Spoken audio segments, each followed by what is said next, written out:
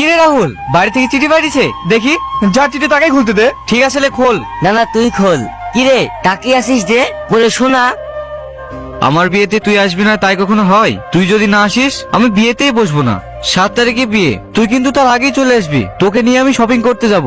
ইতি রিনা, এই তোর বোনের বিয়ে। হ্যাঁ তুই কিন্তু আমার বোনের বিয়েতে অবশ্যই যাবি। আমি আবার না তোকে যেতেই হবে। ঠিক আছে। রাহুল দা, আপনার সাথে ওটা কে? এটা আমার বন্ধু। আপনার বন্ধু কথা বলি না, আমাদের কাছে রেখে যান, আমরা কথা শিখিয়ে দেবো। এই তোরা থাম তো। কিরে এদের সঙ্গে তুই কথা বলিস নে? না, চেনা নাই, কি কথা বলবো? কিরে রাহুল, ওই ছেলেটা সকাল থেকে কিচ্ছু খায়নি, দুটো কিছু খাইয়ে নে গা। রাহুল, বড়ার সময় তো প্রায় হয়ে এলো। রান্না বান্না কত দূর হলো দেখ। আমি যেদিকে না যাবো সেটাই হবে না। দাদু বাবু, দাদু বাবু, কি রে রানা, কি হয়েছে? বিয়ের গাড়ি আসার সময়। তুই কি বলছিস? হ্যাঁ দাদু বাবু, আমি ঠিকই বলছি।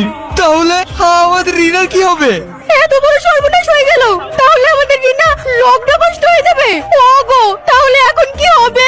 জানি না, আমি তো কিছু বুঝতে পারছি না। ঠাকুর মশাই, এখন এর উপায়? উপায় একটা আছে। কি উপায় ঠাকুর মশাই? এই লগ্ন থাকতে থাকতে ওকে যদি কেউ বিয়ে করে তাহলে আর লগ্ন ভ্রষ্ট হবে না। এখন ছেলে আমি কোথায় পাবো? কে আমার মেয়েকে বিয়ে করবে? দাদা দেখলি তো আমার ভাগ্যটা, তীরে এসে আমার ভালোবাসা তো এটা কেমন ডুবে গেল।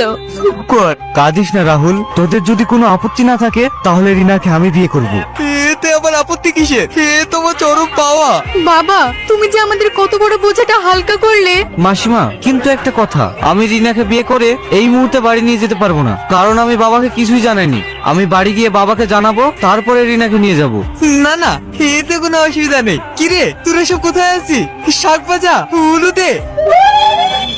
দাদা অন্তত এক কাপ চা খেয়ে যাও। অনামিকা, আমার কি চা খাওয়ার সময় আছে বলো? বিজয়ের 7 দিন পরীক্ষা হয়ে গেল, বাড়ি আসার কোনো নামই নেই। এতগুলো ফ্যাক্টরির কাজ আমার একার পক্ষে দেখাশোনা করা কি সম্ভব বলো? দাদা তুমি এত উত্তেজিত হয়েও না, ওর পরীক্ষা শেষ হয়ে গেছে তো, তাই হয়তো বন্ধুদের সাথে একটু বেড়াতে গিয়েছে। আমার তো বয়স হয়েছে, আমার অবর্তমানে এই সমস্ত ফ্যাক্টরির দায়িত্ব তো ওকে নিতে হবে। পিসিমা, ড্যাড। কিরে কিছু না জানিয়েই চলে আসলি যে? ফ্রেশ হয়ে খেয়ে নে, আমি অফিস থেকে আসছি। ড্যাড, তোমার সঙ্গে আমার কিছু কথা ছিল। ঠিক আছে বল। ড্যাড, আমি একটা অন্যায় করে ফেলেছি, কিন্তু বিশ্বাস করো এতে আমার কিছু করার ছিল না। ঠিক আছে বল। আমি বিয়ে করে ফেলেছি। বিয়ে করে ফেলেছিস মানে? আমাদেরকে জানানোর প্রয়োজন বলে মনে করলি না? জানানোর উপায় ছিল না। না, এ বিয়ে আমি মানি না। যার রাখা ছিল নেই সেই ঘরে তুই বিয়ে করবি, তা আমাকে মেনে নিতে হবে। যা এই বাড়ি থেকে এক্ষুনি বেরিয়ে যা। বাবা, দাদা এ তুমি কি বলছো? আমি ঠিকই বলছি। চেনা নাই জানা নাই একটা মেয়েকে বিয়ে করলি হলো?